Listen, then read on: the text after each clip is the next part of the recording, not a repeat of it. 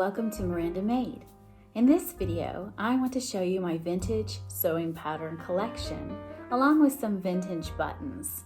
Additionally, I want to highlight 3 sewing patterns and 3 classic movies that have similar dress designs.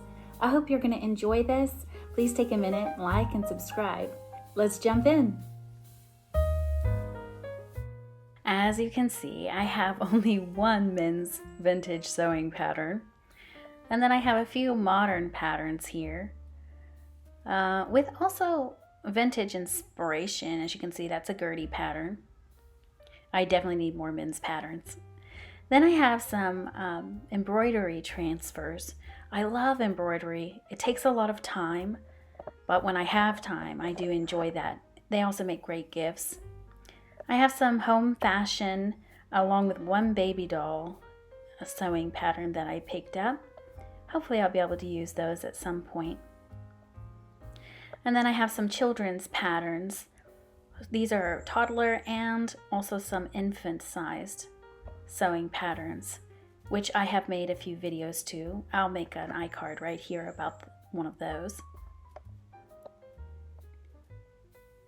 I think they are just beautiful to look at, even if I can't sew them all right away. Then here I have a costume, a few unisex modern day patterns that a relative gave me. And this is sort of the non-women's sewing things that I have. All right, here are my collection of buttons. I got a lot of these from my grandmother's stash. I sorted through them and kept them. Some are on cards. I have some pewter and ceramic buttons, which I think are very adorable.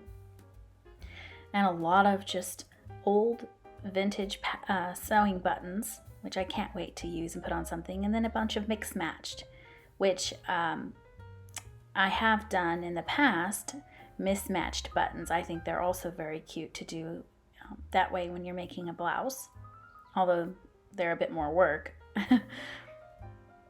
So yeah, this is my collection here, sorted by color.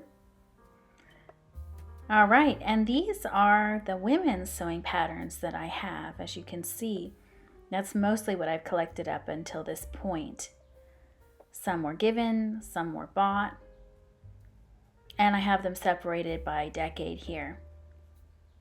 So starting on the right side, I have some 90s sewing patterns here that were given to me, and the skirt pattern I have yet to do, but I really want to. It's very cute. I only have one 1940s reproduction pattern. I want to collect more of those, definitely. I just haven't done it up to this point. And then I have some Vogue patterns from the 1970s back here, which are super cute. I definitely want to make them. And then I have many 1970s patterns that were given to me, some of which I've made and some I haven't yet. Then over here on the left side are a collection of 1980s patterns, one of which I've made so far. The one in front, I'll link it in the iCards. And then my absolute favorite, the 1960s, which is when I want to highlight 3 of these patterns for you today. I love the 1960s. The first pattern I want to show you is this one. It's from 1965, and it is just so cute. Even the hair reminds me of Doris Day, which is the film clip that I want to show you. So the film that closely resembles this, the costume was designed by Jean-Louis in The Glass Bottom Boat, which was released in 1966. The jacket is slightly different, but the idea and the concept is quite the same. This next pattern was released in 1961, and the skirt opens in the front, which is so cute. I love it. I made it. I'll put it in the iCards up here. It's just really one of a kind. And if you've seen April Love, the costume designed by Renee, it is so similar. This movie was actually released in 1957, a few years before the other pattern, But as you can see, the design is the same. Last pattern is missing the date on it, unfortunately, but it still has that late 50s, early 1960s vibe, which goes very well with the film Pillow Talk, which was released in the early 1960s. As you can see, it was designed by Jean-Louis again.